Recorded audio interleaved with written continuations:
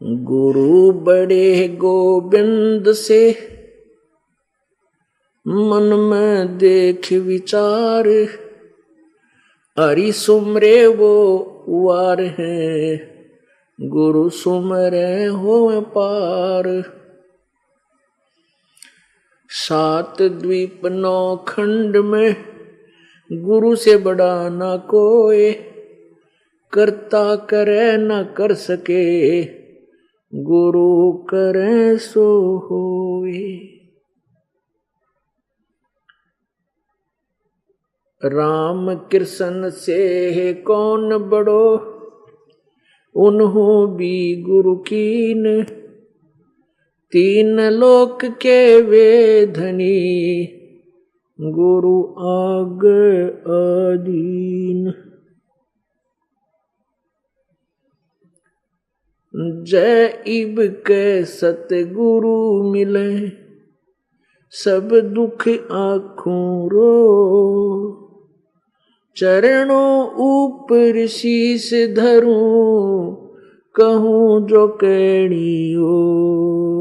कबीर साईं मिलेंगे, पूछेंगे कुशलात, आद अंत की सब कहूँ, अपने दिल की बातें, गुरु जी तुम ना भूलियो। चाहे लाख लोग मिल जाएं, हमसे तुमको बहुत है, तुमसे हमको नहीं। कबीर तुमरे विसारे क्या बने, मैं किसकी शरण में जाऊं। शिव ब्रंच मुनि नारदा, इनके हृदय न समाऊं। अब गुण किए तो बहुत किए, करत न मानी आरे, बावे बंदा बख्श दियो, बावे गर्दन उतार। अब गुण किए तो बहुत किए, करत न मानी आरे, बावे बंदा बख्श दियो, बावे गर्दन उतार। अब गुण मेरे बाप जी, बख्शो गरीब नवाजे, जो मैं पूत कपूत हूँ, बोड़ पिता को लाज। मैं अपराधी जन्म का, नक सिख बरे विकार, तुम दाता दुख भंजना, मेरी करो संभार। राम नाम रटते रहो, राम नाम रटते रहो, जब तक घट में प्राण, कब हो तो दीन दयाल के, भनक पड़ेगी कान। कबीर लूट सको तो लूटियो, राम नाम की लूटी, पीछे फिर पछताओगे, प्राण जाएंगे छूट। नहीं भरोसा देह का, विनस जावे छन माही, श्वास उश्वास में नाम जपो हो, और यतन कछु नाही। श्वास उश्वास में नाम जपो, व्यर्थ श्वास मत खो, ना जाने इसे श्वास को, आवण हो के न हो। वो पृथ्वीपति चकवे गए, जिनके चक्र चलंत, रावण सरीखे कौन गिने, ऐसे गए अनंत। सर्व सोने की लंका होती रावण से रणधीरम, एक पलक में राज विराजी वो जम के पड़े जंजीरम। मन तो सुख के सागर बसरे भाई और न ऐसा यस रे, मन तू सुख के सागर बसरे भाई और न ऐसा यस रे।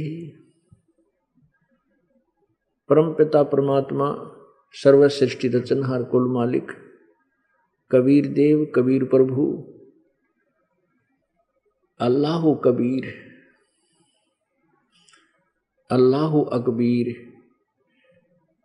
हक्का कबीर गॉड कबीर, ये वही परमेश्वर है जिसने सर्व ब्रह्मांडों की रचना की और जिसने सर्व जगत की उत्पत्ति की। ये वही परमात्मा है जो आज से लगभग 600 वर्ष पूर्व बनारस में भारतवर्ष की पवित्र भूमि पर एक शिशु रूप धारण करके सन 1398 संवत 1455 में एक कमल के फूल पर लहर तारा तालाब में शिशु रूप धारण करके प्रकट हुए थे। और उस लीला में शरीर में जब वो बड़े हुए तो जुलाहे का कार्य करते थे, जिस कारण से वो धानक जाति से धानक जुलाहा कहलाए।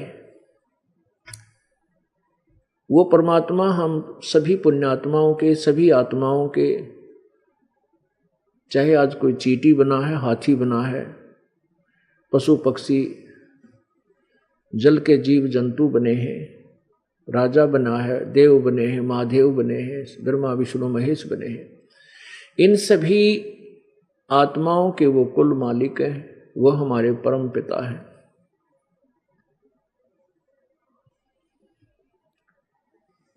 वो परमेश्वर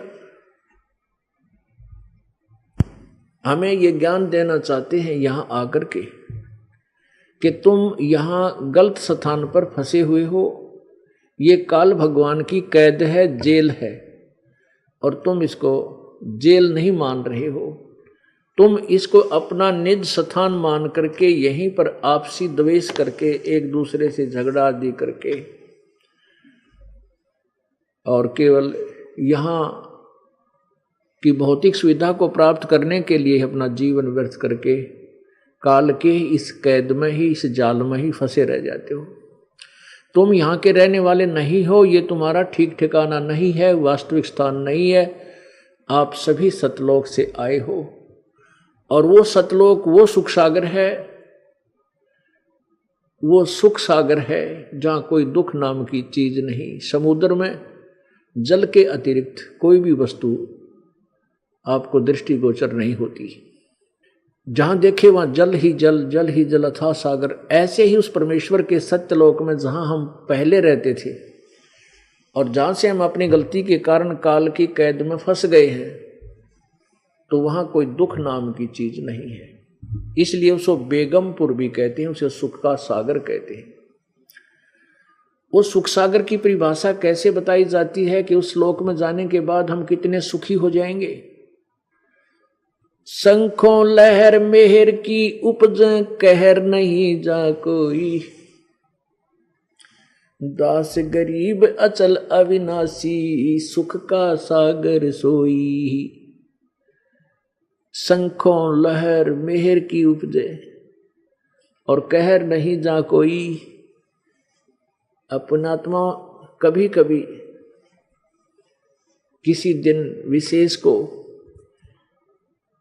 एक कुछ समय आत्मा में एक ऐसी हिलोर उठती है, ऐसे शुद्ध विचार उत्पन्न हो जाते हैं कि कोई भी हमें बुरा नजर नहीं आता, किसी के प्रति द्वेष नहीं होता, शत्रु के प्रति भी द्वेष नहीं रहता, सब अपने से लगते हैं। वो सब के ऊपर जो मेहर और फिर जो आत्मा को आनंद था उसमें, उसको मेहर की लहर कहते हैं। और वो अक्षीणिक होती है, कुछ सेकंड की होती है, फिर वो बनाए से भी नहीं बन पाती, कितनी चेष्टा कर ले। उस मेहर की लहर के चले जाने के उपरांत वही कहर की लहर प्रारंभ हो जाती है। पता नहीं क्या क्या हमारे ऊपर टेंशन बनी हुई है, मानसिक परेशानियां, वो ऐसे कर देगा, मैं उसको ऐसे कर दूंगा, वो घाटा पड़ गया है, ऐसे हो गया, वैसे हो गया, बच्चा फेल हो गया, लड़की ब्याही थी, अनबन चल रही है, बटेऊ यानी दामाद शराब पीता है, बेटी को तंग करता है, यानी ना जाने कितने प्रकार के कहर इस आत्मा पर टूट जाते हैं। तो परमात्मा हमें ये बताना चाहते हैं कि तुम यहाँ काल के जाल में फंसे, अब इस कांटेदार झाड़ियां के जंगल में हम उलझ गए तो कांटे तो लगेंगे ही लगेंगे। ये स्थान है ही नहीं जिसको हम बगीचा मान कर आए थे।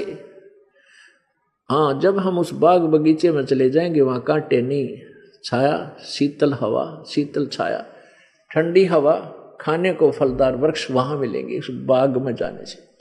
हम बाग के स्थान पर हम कांटेदार झाड़ियों में फंसे हुए हैं। हमारे परमात्मा हमें रास्ता दिखाने आए हैं कि तुम इस बबूल के बन से, इस किक्कर के बन से निकल कर बाग में चलो, वहां तुम्हें हर सुविधा होगी। तो क्या बताते हैं कि शंखों लहर मेहर की उपजे, आत्मा गद गद रहती है, कोई द्वेष नहीं, वहां कोई भाई बंटवारा नहीं, किसी चीज का अभाव नहीं, फिर राग ना द्वेष बने। अपने आत्मा आप यहां आते हो इस सतलोक आश्रम बरवाला में, आप यहाँ 1 दिन रुकते हो, 2 दिन रुकते हो, 4 दिन रुकते हो या 2 घंटे रुकते हो, आपको यहाँ किसी प्रकार का कोई किसी से द्वेष नहीं, ना किसी से राग बनता। क्यों नहीं बनता? क्योंकि यहाँ सबको समांतर वस्तु उपलब्ध है। एक जैसे मैट पर बैठना है, एक जैसा भोजन भंडारा सब बहन भाइयों को एक जैसा वितरित होता है, सबको एक जैसी सुविधाएं हैं और उपलब्ध हैं। तो यहाँ राग द्वेष किस लिए बनेगा? और यहाँ भी राग द्वेष बनाता है तो वो भक्त नहीं है, बालक बुद्धि है उसकी। तो ऐसे ही सतलोक में जाने के बाद किसी चीज की, आप यहाँ आगे, आपने ना तो दाल लेने की चिंता, ना सब्जी के रेट पूछने की चिंता, ना दूध की, ना दही की, सारी चीज उपलब्ध आपको ऑलरेडी मिलती है। तो आप यहाँ एक रिहर्सल समझो उस परम पिता के सच्चे लोक की, ये एक सैंपल समझो, ये एक जो है देसी भाषा में नमूना है ये उसका। और वास्तविक वहां पर क्या सुख होगा? यहाँ तो गर्मी भी लग जाती है, चलो बेसिक पंखे वगैरह ला दें, कूलर भी प्रबंध कर दे, फिर भी गर्मी महसूस हो जाएगी, लेकिन वो आपसी जो राग द्वेष चिंता वो कति खत्म हो जाती है। और वहाँ सच्चे दरबार में जाने के बाद कोई किसी प्रकार का आपको मानसिक टेंशन नहीं रहता, कोई परेशानी नहीं रहती, किसी चीज़ का अभाव नहीं, सदाबहार बाग है वहाँ पर। हम वहाँ पर साकार हैं, मनुष्य सदृश है, हमारा नूर का एक तत्व से बना हुआ शरीर है, हम कभी वृद्ध नहीं होते वहाँ पर। और जो हमारा वहाँ परिवार होगा कभी मृत्यु को प्राप्त नहीं होता। पुण्यात्माओं, हम यहाँ कितने दुखी हैं, किसी की टांग कट रही है, किसी की आँखें से नहीं दिखता, अंधा हो गया, किसी को कोई परेशानी, किसी को कोई परेशानी। और फिर भी यदि हम यहाँ मरे नहीं और हमारा परिवार ना मरे, हम इन कष्टों को फिर भी सहन कर लें, हम इसे ढीठ हो लिए, इन दुखों को हम सहन करने के आदी हो गए, ये दुख भी और फिर मृत्यु भी, या डबल दंड मिला हमें, डबल दंड मिल रहा है। तो पुण्यात्माओं, सतलोक में जाने के बाद यहाँ तो मृत्यु होगी ही होगी, ये तो डेफिनेट है, यहाँ तो आप रह नहीं सकते, चाहे यार कितने सतर्क रह लो और कितने यहाँ पर जो ना चिपक लो इनका अपनी संपत्ति और संतान का, नहीं रह सकते। तो यहाँ से जाना है, तो जाना ही है तो क्यों ना ऐसे स्थान पर जाऊं फिर कभी मृत्यु ना हो, दोबारा ये ब्रह्म मट्टी फेर ना हो, तो उसकी तैयारी भी कर लें। अपने संसारिक कार्य करते करते उस प्रभु को भी याद रखें। उसको कैसे याद रखना है, उसकी विधि क्या है, वो हमें प्रॉपरली नहीं मिली, वास्तविक नहीं मिली, जिस कारण से ऋषि मुनि महात्मा भक्तजन श्रद्धालु साधना भी करते रहे, अपने शरीर को समर्पण भी कर दिया, हजारों वर्ष बैठे रहे, दिमक चढ़ गई, लेकिन मालिक प्राप्ति के लिए उन्होंने प्रयत्न छोड़ा नहीं। लेकिन उनकी वे ऑफ वर्शिप, उनकी पूजा की विधि परमात्मा पाने की नहीं थी, क्योंकि वो शास्त्र विधि त्याग कर मनमाना आचरण था, जिससे कोई लाभ होने वाला नहीं था। जैसे प्रमाण के लिए पवित्र श्रीमद् भगवद गीता अध्याय नंबर 16 के श्लोक नंबर 23 में कहा है कि शास्त्र विधि को त्याग कर जो मनमाना आचरण, अपनी मनमानी पूजाएं साधनाएं करता है, उसको न तो कोई सुख होता है और न उसकी कोई गति होती है, और न ही उसको किसी प्रकार का कोई, न उसका मोक्ष होता है, न उसका कार्य सिद्ध होता है, और न ही उसकी गति होती है, कोई सुख नहीं होता। अर्थात यूजलेस, कति व्यर्थ। तो उस साधना के करने का क्या लाभ जिस जो कति व्यर्थ है। तो हमने परमात्मा पाने के लिए वही साधना करनी होगी जो वास्तविक है। तो परमात्मा क्या बताते हैं, उस सत्य साधना को करके शास्त्र विधि अनुसार पूजा साधना करके आप सतलोक चलिए।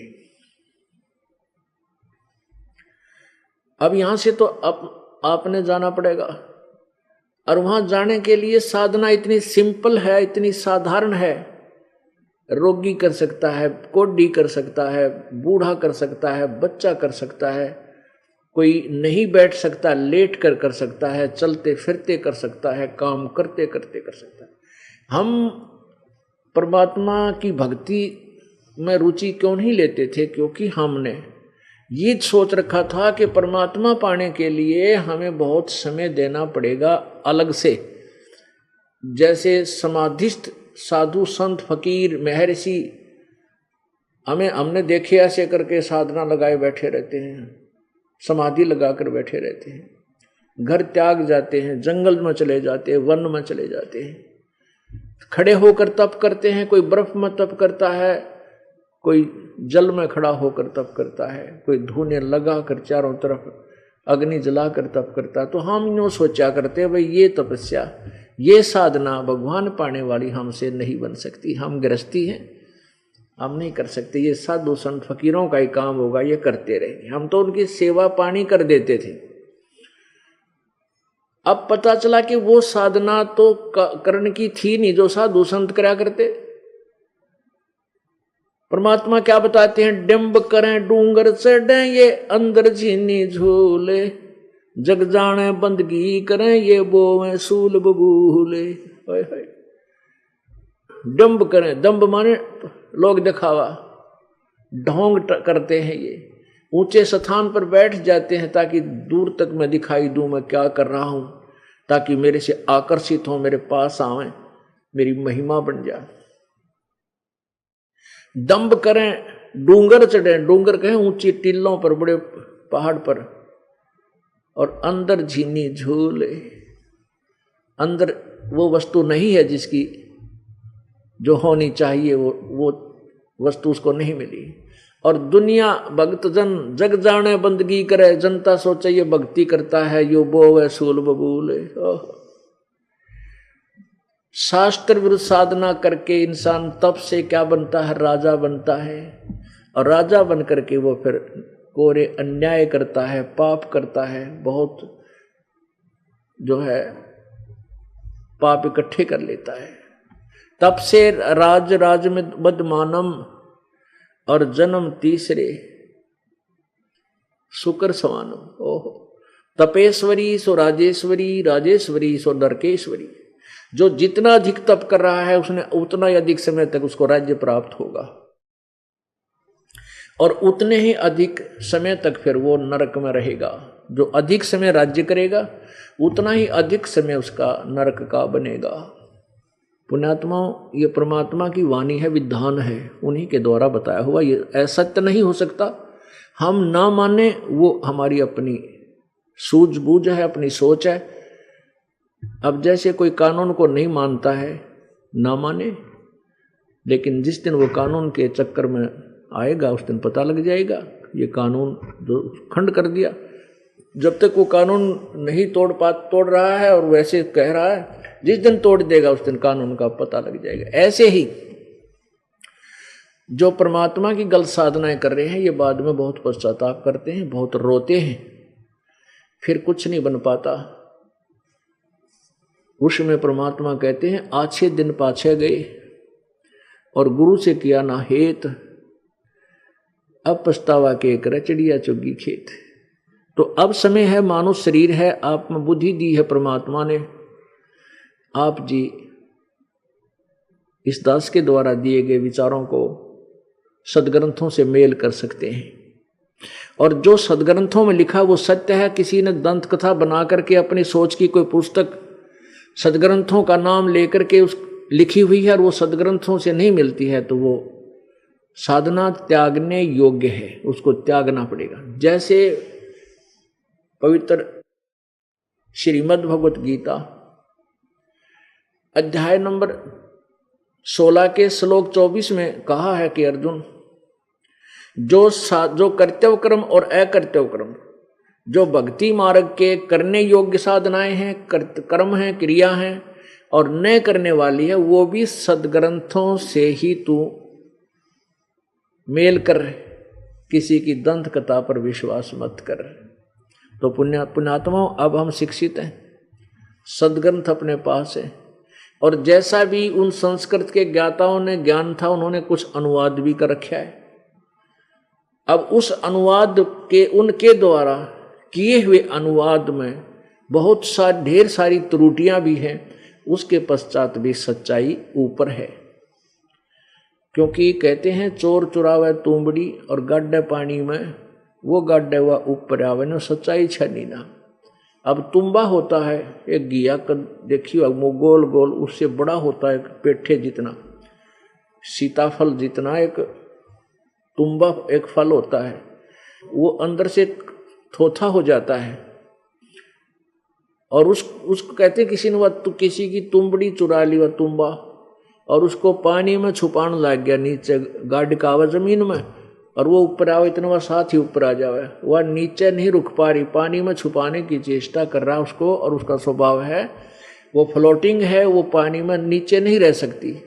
ऐसे ही कहते हैं अज्ञानी ऋषियों, संतों, गुरुओं ने सदग्रंथों में लिखे हुए सत्य को अपनी अनजान सोच के आधार से घुमा फिराकर उसको खराब करना चाहा, मिटाना चाहा, छुपाना चाहा, लेकिन फिर भी वो छुपा नहीं सके। कितने अक्षरों को गलत अनुवाद करें, कहीं ना कहीं उन्होंने सच्चाई को लिखना पड़ा। तो ऐसे ही परमात्मा कहते हैं चोर चुराई तुंबड़ी, वो चोर थे जिन्होंने सदग्रंथों का ज्ञान नहीं था और विद्वान पा के गया अपने आप को, मैं ऋषि को वहां थे, गुरु को कहलाते थे, वो परमात्मा के चोर थे। तो उन्होंने तुंबड़ी यानी सत्य ज्ञान को दबाने की चेष्टा की,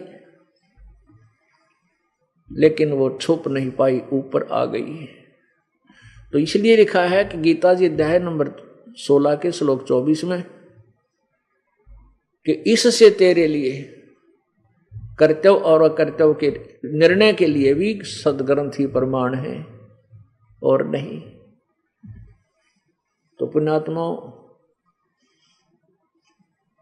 परमात्मा क्या बताते हैं, भाई और बात तेरे काम न आवे, तू संतों शरण लाग रे, के सोए गफलत में बंदे, जाग जाग नर जाग रे, जाग जाग नर जाग रे, और बात तेरे काम न आवे, सतगुरु शरण लाग रे, के सोए गफलत में बंदे, जाग जाग नर जाग रे, जाग जाग नर जाग रे। पुण्यात्माओं, अब हमने जागना किस चीज से है? हम अज्ञान अंधेरे में और मोह ममता की नींद में सोए पड़े हैं। हम इस झूठे सुख को सुख मान रहे हैं। परमात्मा कहते हैं झूठे सुख को सुख कह, ये मान रहा मन मोद, ये सकल चबीना काल का, भाई कुछ मुख में कुछ गोद। पवित्र गीता जी अध्याय नंबर 11 के श्लोक नंबर 32 में गीता ज्ञान दाता ये ब्रह्म, काल रूपी ब्रह्म श्री कृष्ण जी के शरीर में प्रेतवत प्रवेश करके प्रेत की तरह और कह रहा कि अर्जुन मैं काल हूं, मैं काल हूं, कालस्मि, और मैं सबका नाश करने के लिए परवर्त हुआ हूं। पुण्यात्मा, एक तो ये बात विचारनी है कि श्री कृष्ण काल नहीं थे। यदि श्री कृष्ण काल होते तो पहले भी कभी कहते मैं काल हूं, या उसके बाद कभी कहा हुआ गीता जी के ज्ञान के बाद कभी कहा हो मैं काल हूं? नहीं, वो तो एक सतोगुण अच्छी आत्मा विष्णु अवतार थे, वो काल नहीं थे। काल तो वो है जो इस 21 ब्रह्मांड का भगवान है, मालिक है, स्वामी है, जिसको सर्वब्रह्म कहते हैं। सर्वब्रह्म, क्षरब्रह्म, हम उसको क्षरब्रह्म कहते हैं अपने लोकल लैंग्वेज में। और ज्योत स्वरूपी निरंजन भी इसी का नाम है, काल का। इस काल को श्राप लगा हुआ है, साप लगा है 1 लाख मानव शरीरधारी स्त्री पुरुष के शरीर, सूक्ष्म शरीर से गंध निकाल के तपस्या पर भून के उस गंध को खाता है। इस प्रकार यो 1 लाख मानव शरीरधारी प्राणियों को नित्य आहार करता है। उसके लिए इसने अपने तीनों पुत्रों रजगुण ब्रह्मा, सतगुण विष्णु, तमगुण शिव जी से ये अपना सिस्टम फिट कर रखा है, ये अपना शासन चलवा रखा है, व्यवस्था बना रखी है। तो वो काल कहता है कि मैं सबको खाऊंगा, और अर्जुन तो ना लड़ेगा तो भी मारूंगा, ये तो मैंने मारने हैं। अपने आत्मा विचार करो, गीता जी अध्याय नंबर 11 के श्लोक 21 में अर्जुन कहता है हे परमात्मा, आप तो इन ऋषियों को भी खा रहे हो, देवताओं को भी खा रहे हो, और आप ही के ये स्तुति कर रहे हैं, पवित्र आपसे ही मंगल कामना कर रहे हैं, वेदों के मंत्रों से स्तुति करके आप तो इनको भी खा रहे हैं। तब 11वें अध्याय के 32वें श्लोक में कहा कि अर्जुन, मैं तो भाई ये बढ़ा हुआ काल हूं और सबको खाने के लिए आया हूं, मैं ना बख्शूं किसी को। अब पुण्यात्माओं, ये चीज देखनी, परमात्मा कबीर देव जी यही कहना चाहते हैं, परमात्मा कबीर जी यही समझाना चाहते हैं कि भाई तुम इस काल के जाल में फंसे हो और तुम इसको परमात्मा मान बैठे। परमात्मा और है, परमात्मा का अर्थ होता श्रेष्ठ आत्मा। और जो 1 लाख इंसान, 1 लाख प्राणी रोज खाओ, वो परमात्मा नहीं हो सकता। लेकिन हमारा और कोई विकल्प नहीं, इसलिए हमने इसको भगवान मान लिया, स्वामी मान रखा है। और जब तक हम इसके जाल में हैं, इसके कंट्रोल में है, तो ये हमारा स्वामी भी है, लेकिन ये परमात्मा नहीं। अब क्या बताते हैं कि झूठे सुख को सुख है, ये मान रहा मनमोद, ये सकल जबीना काल का, कुछ मुख में कुछ कोद। इस परमात्मा के उस सूक्ष्म वेद का, सूक्ष्म वेद का, परमात्मा के सूक्ष्म वेद के एक सेंटेंस को, एक अमृतवाणी को, एक दोहे को क्लियर करने के लिए अब इतना बड़ा उदाहरण देना पड़ेगा कि शायद 2 घंटे में पूरा ना हो, और तभी ये तत्व ज्ञान स्पष्ट होगा।